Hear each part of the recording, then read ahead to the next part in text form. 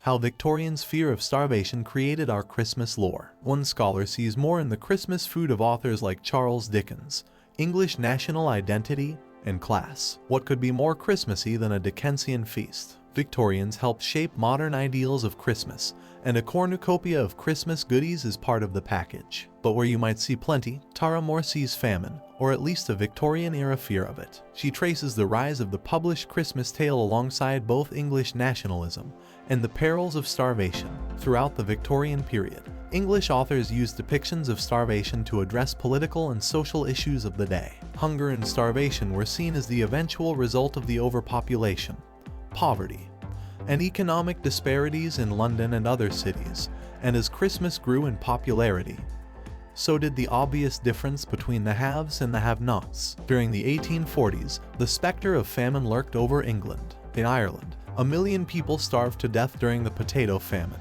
and England experienced an economic depression that lent the era the name the Hungry Forties. At the time, the so-called Corn Laws, which prohibited the import or export of grain, became increasingly unpopular. The law's opponents felt that the import restrictions, which were designed to inflate the price of British grain, made the country more susceptible to famine.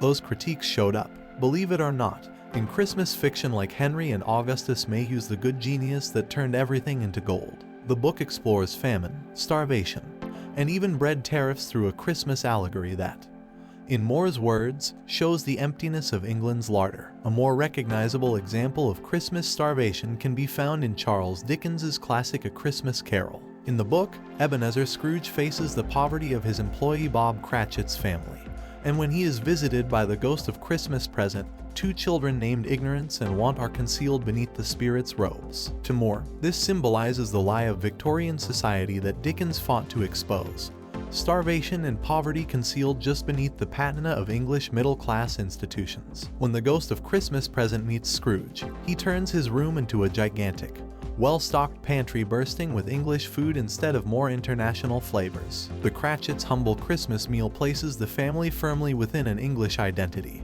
but shows that they are on the border of poverty and, thus, starvation. Large quantities of food evoke starvation by contrast, suggests Moore.